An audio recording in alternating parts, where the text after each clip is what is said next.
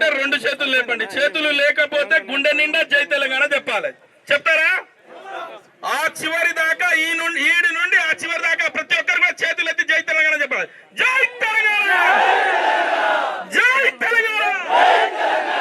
తెలంగాణ సాధించినటువంటి మహనీయుడు, మరి మాజీ ముఖ్యమంత్రి, ఈ బడుగు బలహీన వర్గాలకు మరి ఎన్నో సంక్షేమ ఫలాలు, అభివృద్ధి ఫలాలు అందించినటువంటి మహానేత అయినటువంటి సీఎం కేసీఆర్ గారిని ఈ రోజు అక్రమంగా, అన్యాయంగా సిట్ విచారణకు ఈ రోజు పిలుపునిచ్చినందుకు, ఆయన చేయని నేరానికి సిట్ విచారణకు హాజరుగమ్మని చెప్పినందుకు మరి నిరసనగా ఈ రోజు బీఆర్ఎస్ పార్టీ తరఫున ఇక్కడ బైక్ ర్యాలీ చేపట్టడం జరిగింది.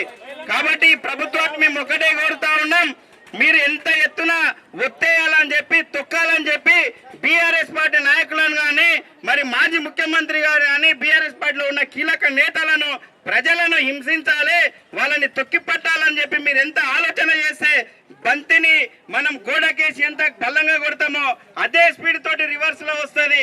అంతే ఎత్తున బీఆర్ఎస్ పార్టీ కుటుంబ సభ్యులు ఉవ్వెత్తున ఎగిసి పడతారని చెప్పి సందర్భంగా తెలియజేస్తా ఉన్నాం. కాబట్టి ప్రభుత్వానికి ఒకటే మేము ఈ సూచన చేశాం, ఇప్పటికైనా మీరు అక్రమ అరెస్టులు, అక్రమ విచారణలు, అన్యాయమైనటువంటి విచారణలు ఆపేసి మీరు ఏదైతే ఎన్నికలలో హామీ ఇచ్చినటువంటి 6 గ్యారెంటీల పైన, ప్రజా సంక్షేమం పైన, ప్రజాస్వామ్యాన్ని కాపాడే విధంగా మీరు ఆ విధంగా పరిపాలన చేయాలి. తప్పిస్తే ఈ అక్రమంగా, అన్యాయంగా మరి ఈ విధంగా అణిచివేతకు గురి చేయడం అనేటటువంటి ఇది చాలా అన్యాయం అని చెప్పి సందర్భంగా తెలియజేసుకుంటూ, ఇదే విధంగా మీరు కొనసాగిస్తే రాబోయే రోజుల్లో ఈ కాంగ్రెస్ పార్టీకి, ప్రభుత్వంలో ఉన్న పెద్దలకు, ఈ రాష్ట్ర ప్రజలకు గుణపాఠం చెప్తారని చెప్పి తెలియజేసుకుంటూ, ఈ అవకాశం ఇచ్చిన పెద్దలందరికీ ధన్యవాదాలు తెలియజేసుకుంటూ ముగిస్తున్నాను. జై తెలంగాణ. కేసీఆర్ గారి నాయకత్వం, నరేందర్ రెడ్డి గారి నాయకత్వం. ఈ విధంగా ఈ రోజు కార్యక్రమాన్ని నడిపిన మన నవ యువకుడు, ఈ ప్రాంత మాజీ శాసనసభ్యులు, పేద ప్రజల పెన్నిధి, మన అందరి ఆశాజ్యోతి అన్న నరేందర్ అన్న గారికి, అదే విధంగా ఈ కార్యక్రమాన్ని విజయవంతం చేయడానికి మద్దూరు నుండి ప్రతి గడప నుండి ఒక్కొక్కరు వచ్చేసినటువంటి మద్దూరు ముద్దు బిడ్డలకు అందరికి కూడా పేరు పేరున ధన్యవాదాలు తెలియజేసుకుంటున్నా. రెండు విషయాలు ఇక్కడ. ఢిల్లీ మెడలు వంచి తెలంగాణ రాష్ట్రాన్ని సాధిస్తే, ఢిల్లీ మెడలు వంచి తెలంగాణ రాష్ట్రాన్ని సాధిస్తే, బిడ్డ నా ఢిల్లీ మెడల్ ఎట్లా వంచినావు, తెలంగాణ ఎట్లా సాధిస్తావు? మా యొక్క సోనియా గాంధీ, రాహుల్ గాంధీ కాళ్ళ కింద భూకంపం తెచ్చి తెలంగాణ ఎందుకు తెచ్చినావు? నీ పని భర్త అని చెప్పేసి తెలంగాణ తెచ్చినందుకే ఈ రోజు సిట్ విచారణ అని చెప్పేసి ఆ సిట్ విచారణ తోటి కేసీఆర్ గారిని ఈ రోజు నీ యొక్క నియంతృత్వ పోకడలను మద్దూరు ప్రాంతం, కోస్గి ప్రాంతము, కొరంగల్ ప్రాంతము, నిన్ను ఓటేసిన ఒక్కొక్కరు కూడా బిడ్డ నిన్ను గుండెపాటు వచ్చే విధంగా రేపు ఎన్నికల్లో గుద్దుతారు. తస్మాత్ జాగ్రత్త అని చెప్పేసి హెచ్చరిస్తా ఉన్నాం. ఏం చేసిండు కేసీఆర్? ఏమైనా తప్పు చేసిందా? తెలంగాణ దేవరం తప్ప? ఈ తెలంగాణ 4 కోట్ల ప్రజల యొక్క ఆశీస్సులు ఏదైతే ఉన్నాయో, తెలంగాణ 4 కోట్ల ప్రజల గుండె ధ్వని ఏదైతే ఉందో, గుండె చప్పుడు ఏదైతే ఉందో, ఈ తెలంగాణను తీసుకొచ్చి భారతదేశంలోనే నెంబర్ 1 తెలంగాణ రాష్ట్రాన్ని చేసినటువంటి కేసీఆర్ గారికి నీ యొక్క పోలీసు బలగంతో, నీ యొక్క అహంకారంతో, నీ యొక్క అధికార మదముతో, నీ యొక్క అహంకారంతో ఈరోజు కేసీఆర్ గారిని ఈరోజు నువ్వు సీట్ విచారణ చేస్తావు. కేసీఆర్ గారు నీ లేక సూట్ కేసులో డబ్బులు తీసుకొని దొరికిన దొంగ కాదు. ఈ రోజు నీ లేక వీడియోలో పెట్టుబడి సూట్ కేసులో, బ్యాగులలో డబ్బు సంచితో దొరికిన దొంగ నువ్వైతే, ఢిల్లీ మెడలు వంచి పార్లమెంటులో బాబాసాహెబ్ అంబేద్కర్ ఇచ్చినటువంటి ఆయుధంతో తెలంగాణ రాష్ట్రాన్ని తెచ్చినటువంటి కేసీఆర్ ఎక్కడ? ఇది లెక్కకు నాగలోకానికి తేడా కాదా? అందుకొరకే బిడ్డ చెప్తున్నాం, తస్మాత్ జాగ్రత్త. కేసీఆర్ గారి పైన చీమ వాలిన ఈ రోజు మద్దూరు చూసినావా? మద్దూరు మొత్తం కూడా ఈ రోజు దద్దరిల్లిపోయింది. మద్దూరు మొత్తం కూడా ప్రతి ఒక్కరు ఆలోచిస్తున్నారు. మద్దూరు బిడ్డలు కేసీఆర్ గారి పైన ఇంత పగన, కేసీఆర్ గారి పైన ఇంత కక్షణ, కేసీఆర్ గారి పైన ఇంత ఆయన కించిత్ కూడా ఆలోచన లేకుండా అమెరికాలో ఏసీ రూమ్ లో కూర్చొని ఈ రోజు ఇక్కడ తమాషాలు చేస్తా ఉన్నారు.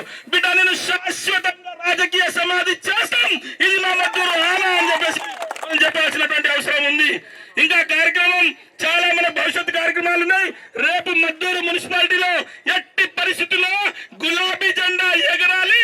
ఆ గులాబీ జెండా ఎగరడానికే ఇక కంకణం కట్టుకుని ఏం చేస్తావు చేసుకో, ఏం దిక్కుంటో దిక్కు అని చెప్పేసి సవాల్ ఇచ్చినటువంటి అవసరం ఉందని చెప్పేసి తెలియజేస్తా ఉన్నా.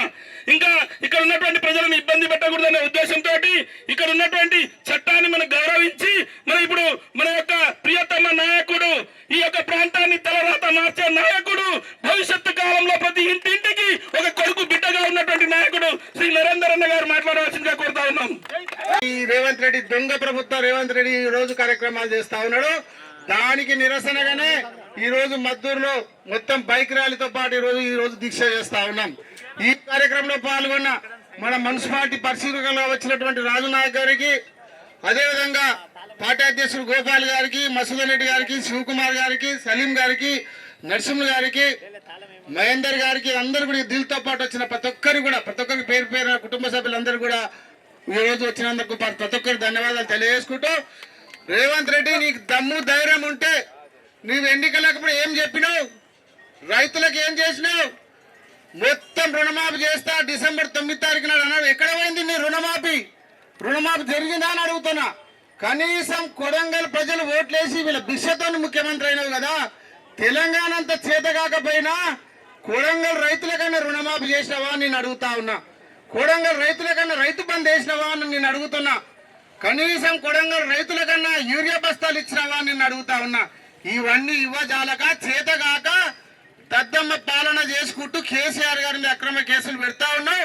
నువ్వు కేసీఆర్ గారికి సిట్ నోటీస్ ఇచ్చినావు అంటే తెలంగాణ సమాజానికి నోటీస్ ఇచ్చినట్టే, తెలంగాణ ప్రజలకు నోటీస్ ఇచ్చినట్టే అందరూ అర్థం చేసుకోవాలి.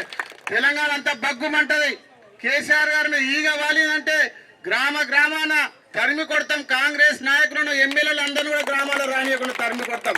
తెలంగాణ రాష్ట్ర సాధించిన పెద్ద నాయకుల మీద కేసులు పెట్టుకుంటూ ప్రజల దృష్టి మరల్చడానికే ఈ రోజు మున్సిపల్ ఎన్నికలు వచ్చినాయి కాబట్టి కేసీఆర్ ఏదో అరెస్ట్ చేస్తున్నట్టు డ్రామా చేసి భయపెట్టి కార్యకర్తలు భయపెట్టి ఓట్లు దండుకునే ప్రయత్నం చేసినావు. నీ పప్పులు ఉడక రేవంత్ రెడ్డి, నీ జిమ్మికులం అన్ని కూడా తెలుసు, కొడంగల్ ప్రజలకు తెలుసు.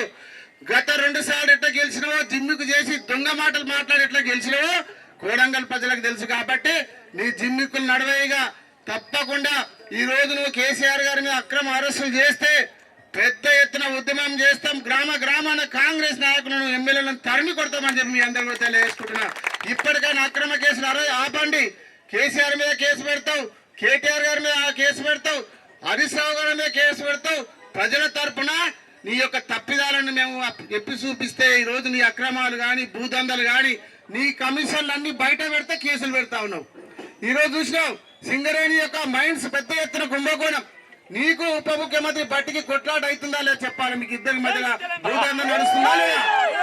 స్వయాన నీ పైన కొండ సురేఖ మంత్రి గారి కూతురే నీ మీద ఆబండ చేసి ఈ రోజు ఆరోపణ చేసి నీ మీద నీ యొక్క అనుచరుల మీద ఆరోపణ చేసింది వాస్తవం కదా అని అడుగుతున్నా. ఈ రోజు మంత్రులు అన్ని భూదందాలు చేస్తుంది వాస్తవం కాదా? కాంట్రాక్టర్ల కాడ వాస్తవం కాదా? కమిషన్ల కాడ వాస్తవం కాదా?